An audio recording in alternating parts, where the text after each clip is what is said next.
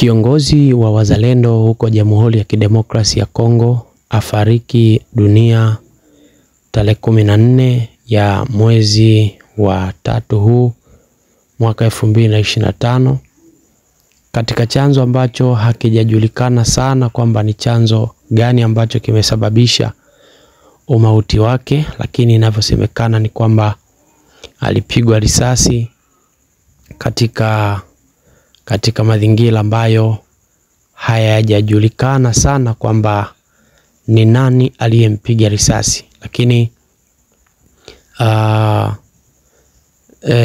hajapigwa ama hajauawa na watu ambao labda ni waasi, ila waasi wa M23, ila ameuawa na watu ambao ni wa karibu yake, kwa kile kinachodhaniwa kwamba ni kama mabishano fulani ambayo yalitokea baina ya viongozi wenzake. Kama unavyojua, vita ya ukombozi inahitaji imani, vita ya ukombozi inahitaji kabisa kujitoa. Katika ukombozi kuna mawazo ambayo unaweza kuyaleta kwa wenzako ama ukashirikisha wenzako, lakini katika namna moja ama nyingine bila kujua kwamba yawezekana hayo mawazo kwa wenzako yakawa yako tofauti na mtazamo wako.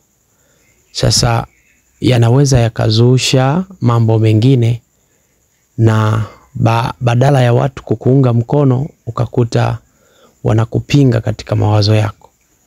Lakini pia ukija kwenye namna ya hawa wanajeshi wa wazalendo, hawa wanajeshi wa wazalendo wamegawanyika katika makundi tofauti ambayo pia hayo makundi yanajumuisha ama tuseme ni makundi ambayo yanatokana na makabila fulani.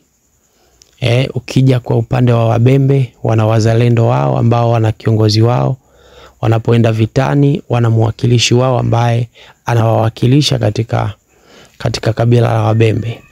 Lakini ukija makabila mengine pia vivyo hivyo wana viongozi wao kutokana na makabila, na ndio inaitwa uzalendo. Kwa mfano sisi huku kuna Wanyakyusa, Wafipa, Wachaga, so kila kabila lazima litoe askari wazalendo wanaoenda kupigania nchi yao. Kwa hiyo